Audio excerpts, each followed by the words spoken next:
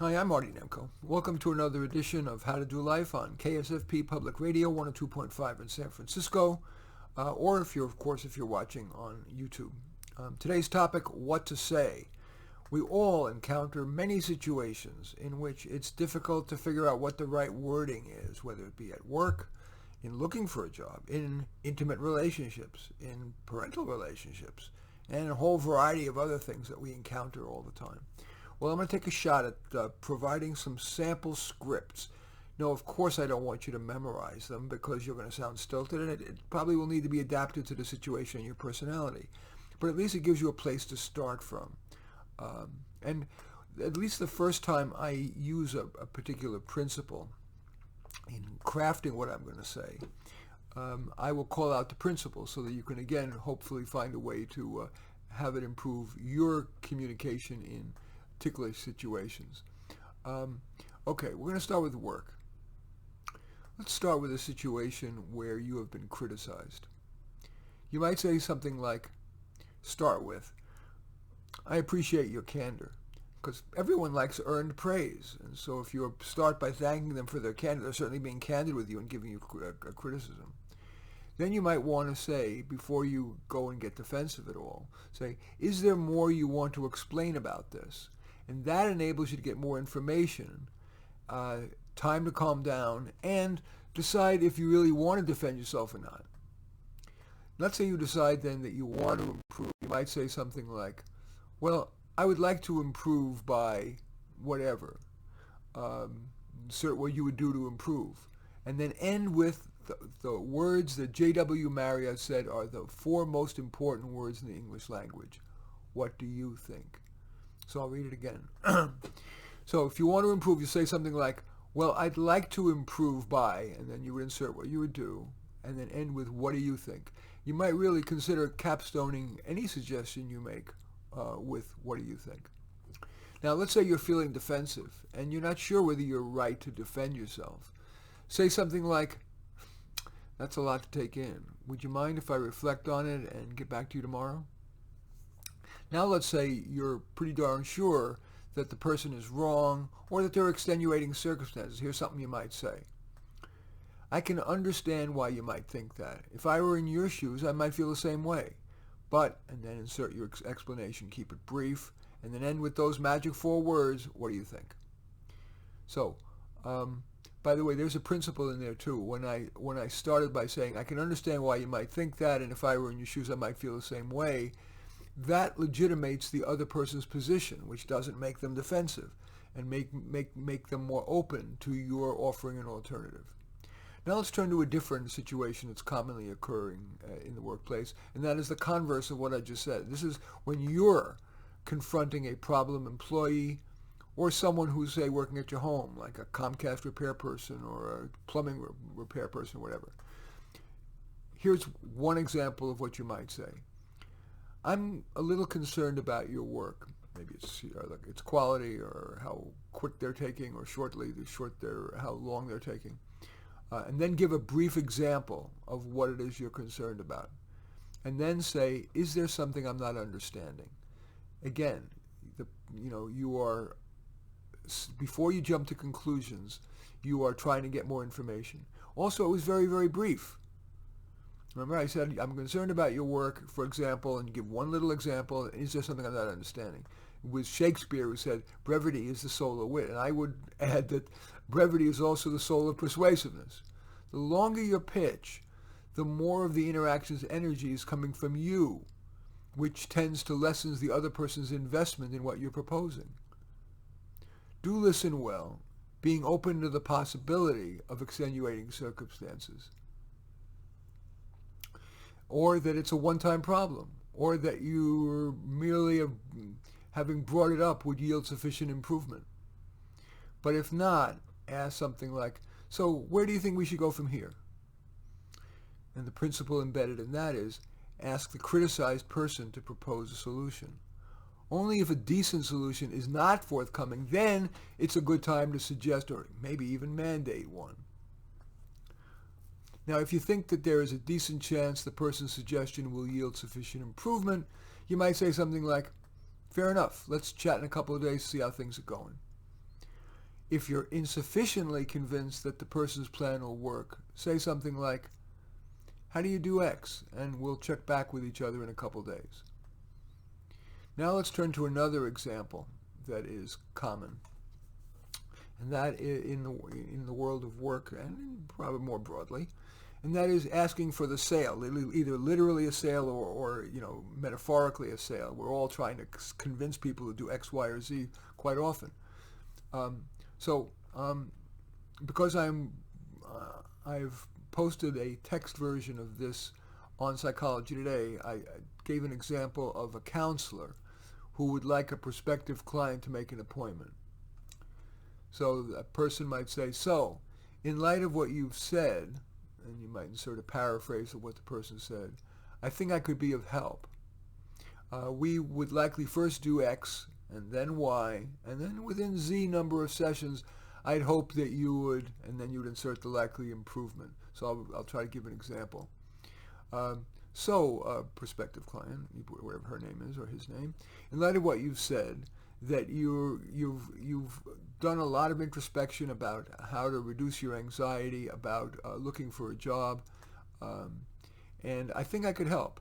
First, we would take a look at situations in which we're at that moment of truth where you think you're being afraid and of looking for a job, and see what's really going on underneath the surface. Then we would try to come up with alternative solutions, alternative approaches to that mindset. And I'm guessing within a half dozen sessions, I'm hoping that you would feel comfortable enough about going after an appropriate level job. So that's the specific example of, I'll repeat it one more time. So in light of what you've said, this is talking to a prospective client. So in light of what you said, and then you insert a paraphrase of that, I think I could be of help. We would likely first do X, then Y, and then within around Z sessions, I'd hope that you would, and then you would insert the likely improvement. And then you end by saying, you're trying to close a sale. So you say, I have an opening this Tuesday at 11 and one on Wednesday at 6 p.m. will either work for you. By the way, there's a principle in that too. If you're proposing a solution, consider offering two choices, both of which are acceptable to you. Okay, the next work situation that I want to offer a sample script is when you're asking for a raise or a promotion. A good time to ask for a raise is when you've just been praised by your boss, and ideally when your work group or even the whole organization is doing well financially. At that point, you might say something like, thank you for the kind words. Of course, no good deed goes unpunished. And the principle, of course, there is if used judiciously, a little humor can leaven a stressful situation. So here I'm going to continue. So they started with, thank you for the kind words. Of course, no good deed goes unpunished. And then the person might say, so perhaps this is a good time to ask for a raise or a promotion. Here is a little one-pager that lists my major accomplishments and projections for what I could do in the coming months. What do you think? The next situation that I want to offer a sample script for related to work is when a job seeker is cold contacting a target employer. There is some evidence that making a direct contact with a target employer who's not advertising a job could elicit an interview and maybe even get you hired, sometimes without the job being officially posted, or certainly there's a reasonable risk-reward ratio if you do that to a bunch of target employers, if you do it well. And that's what I'm hoping to demonstrate here with this script. So the person could say, they say it's important in life to ask for what you want, so forgive me for doing so here. And the principle, by the way, in saying that is, yeah, you ask for what you want and need, but as appropriate, you want to soften that ask with such words as, I'm wondering whether you might, whatever. I'm wondering what you think of the idea of, or even as in this example, forgive me, but.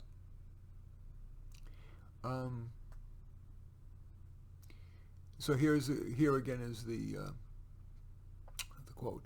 I'm a successful, put wherever your line of work is, and I'm looking for my next opportunity.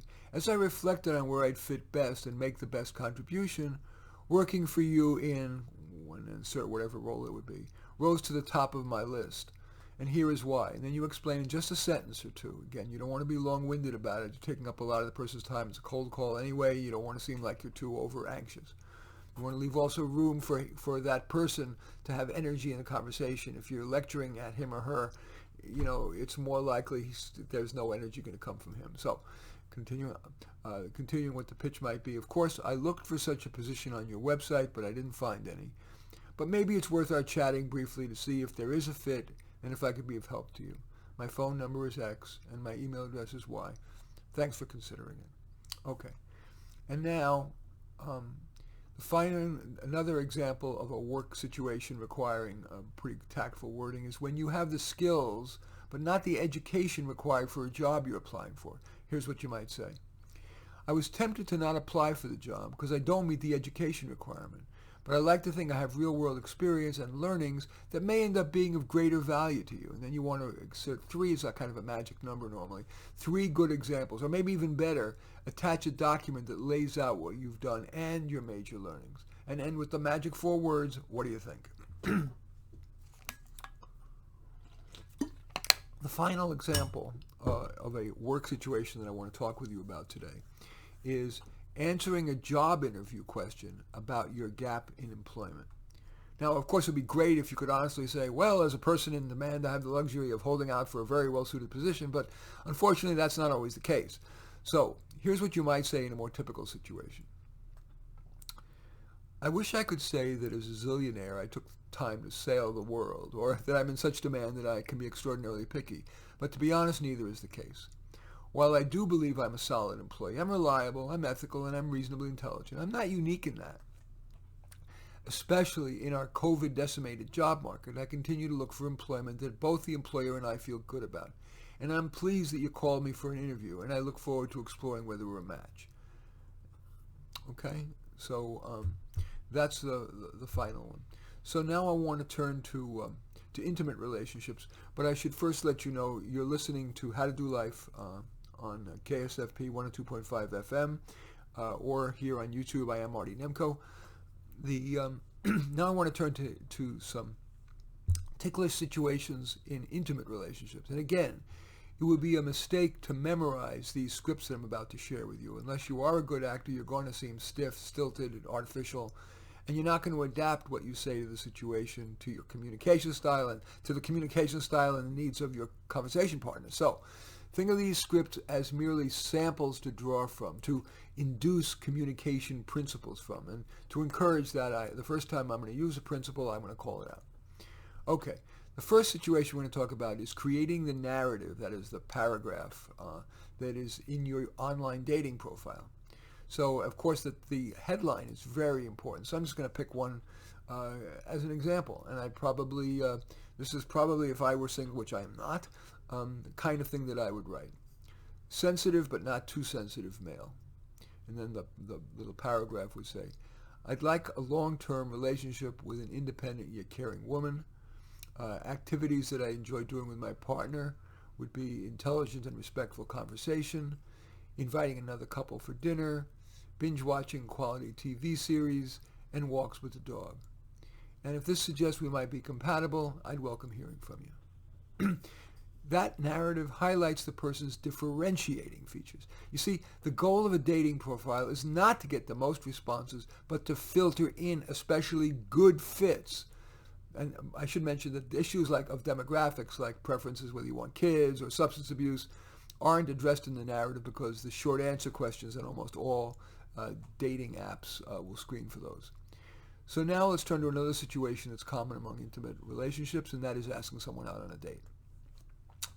Here's something you might say, just a sample. I've enjoyed our conversations. You've asked good questions. You've been a good listener. You said lots of smart things. Besides, I think you're pretty. Would you like to go out for coffee? That statement concisely gave a specific, and therefore it's a credible reason for asking this person out.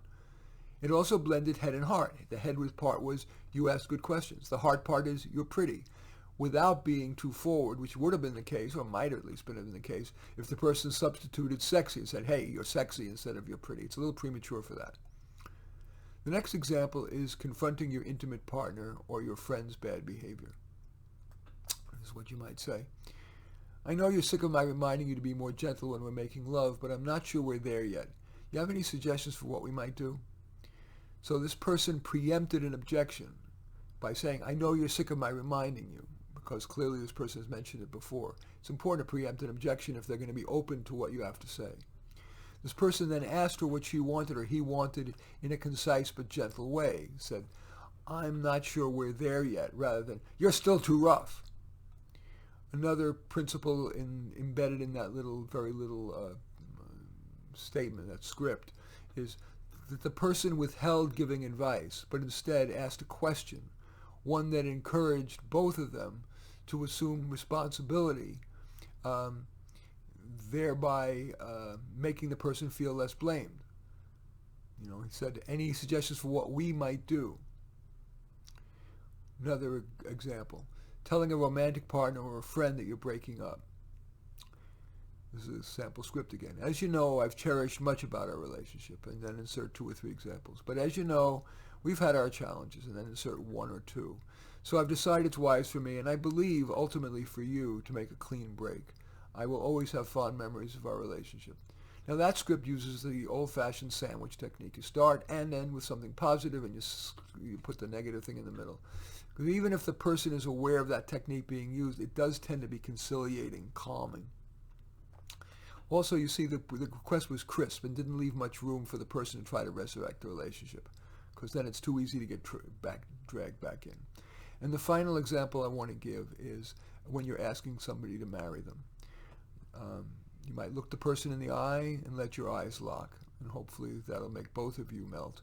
And this, by the way, this may be the time to make the ask traditionally. You might say something like, this may be the most important moment of my life. I love you and would love to spend the rest of our life together. Then get on your knees and mention his or her name, like Mary. Mary, will you marry me? Okay. You are listening to KSFP 102.5 FM in Public Radio in San Francisco, or watching me on YouTube. I am Marty Nemko. When I come back, we're going to talk about a variety of other kind of ticklish situations that we all have to deal with in our day-to-day life, and I'll offer some sample scripts. Stay with me.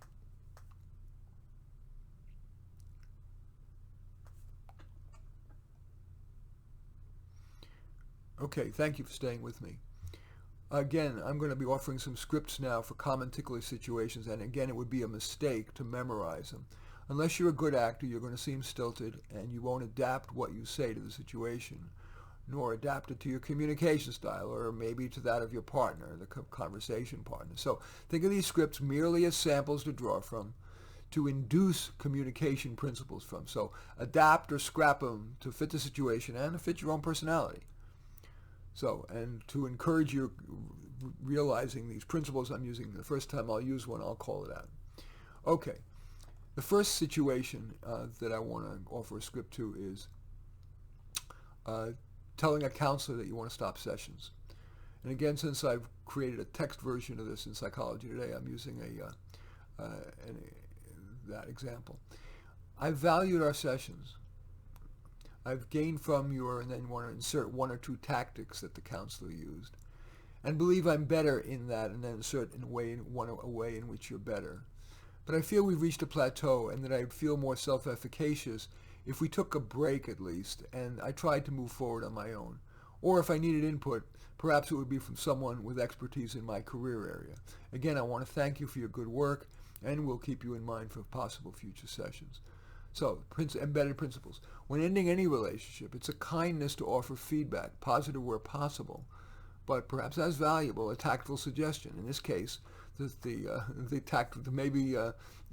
suggestion was not a very veiled belief that this client felt that the counselor had insufficient knowledge to help with the person's career-related problem. Also, it's often wise to say you're taking a break rather than ending a relationship permanently. That's both less hurtful to the person and gives you the option of returning. The next example I want to give is asking for an appointment that's sooner than what was offered. Especially if we need to see like a doctor or a psychologist, we tend to want the appointment as soon as possible. Alas, if the practitioner is very good, he or she is probably booked pretty far out. So here's how you might try to get an earlier appointment than the one that gets offered to you first. In candor, this is not an emergency, so I don't want to take up a slot that the doctor is reserved for emergencies, but I am a bit of a worrywart, so I'm wondering if there might somehow be an earlier slot. I can be quite flexible about the time. I would take off work to be able to see the doctor.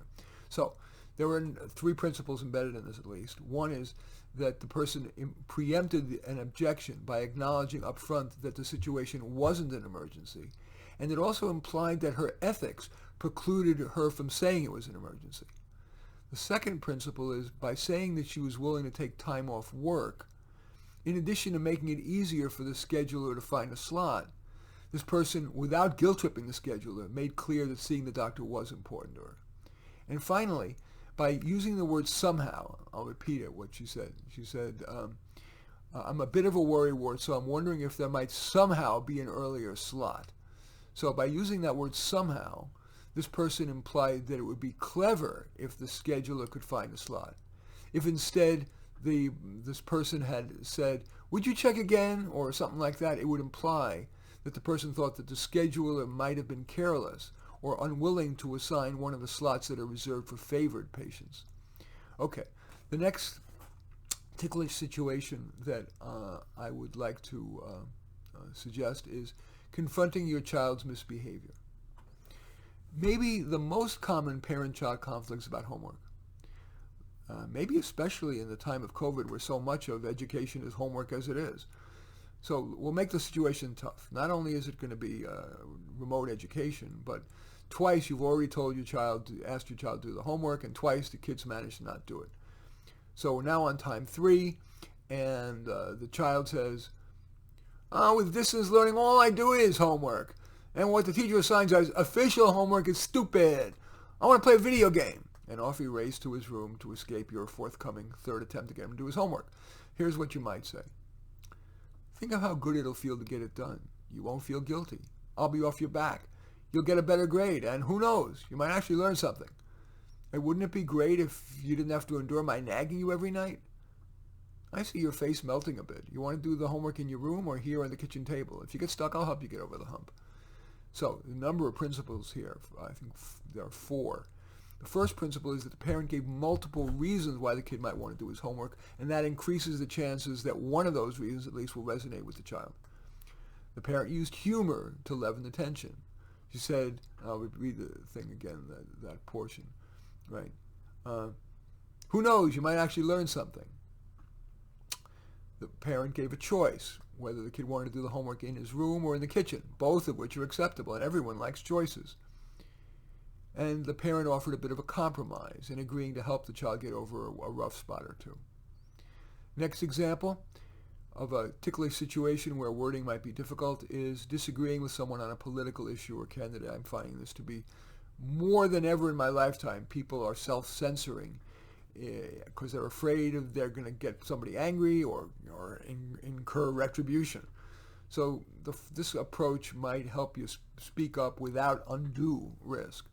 Might start with, let me try to better understand your position, and then you paraphrase their position, and then end with, have I got you right? So at least the person feels heard. Then you might say, I'm curious what brought you to that position.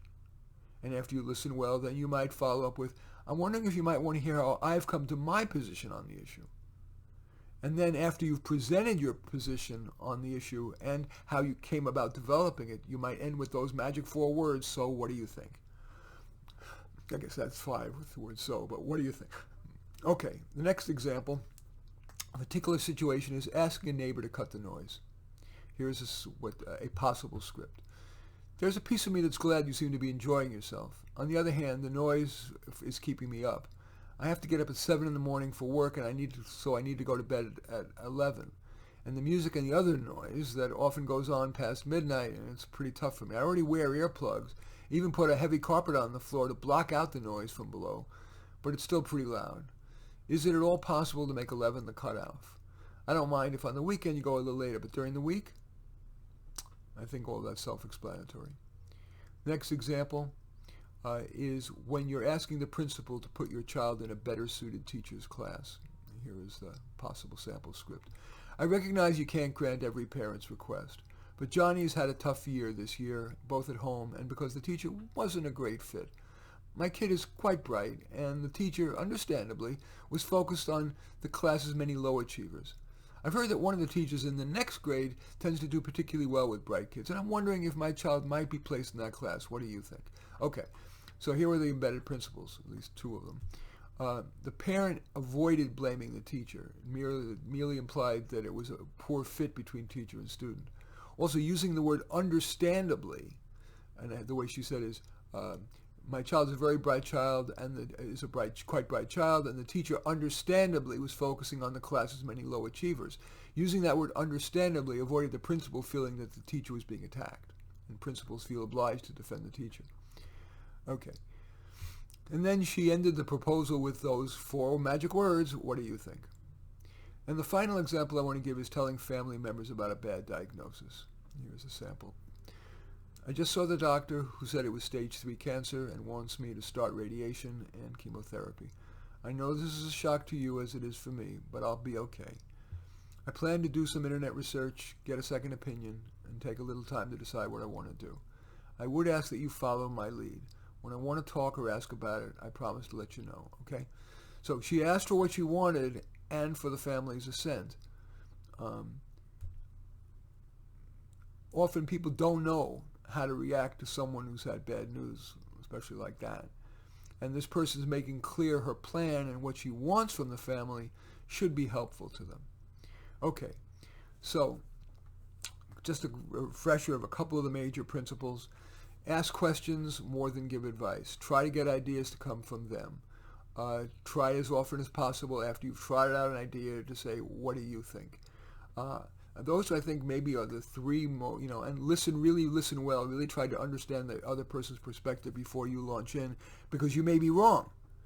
You may want to shut up after you've heard their position, or at least it gives you ammunition that you might want to use. And the final thing is, nothing always works in any how-to advice, but especially in the area of communication. There are some people with whom you're communicating that have issues that go well beyond the literal and factual. They could have emotional issues, mental health issues, physical problems, or overwhelmed with life. There's a million reasons why all the best communication techniques in the world are not necessarily going to work. The perfect is the enemy of the good. These are my best shots at trying to provide useful approaches to ticklish situations, but recognize they won't always work, but I certainly hope that they will help. And now, as I like to end every show, I want to thank you all for listening. If you're on KSFP 102.5 FM in San Francisco or watching on YouTube, and welcome your comments on the YouTube below. And as always, I like to end the show with the following. It may be more important today than ever. We find comfort among those who agree with us, growth among those who don't. I'm Marty Nemko.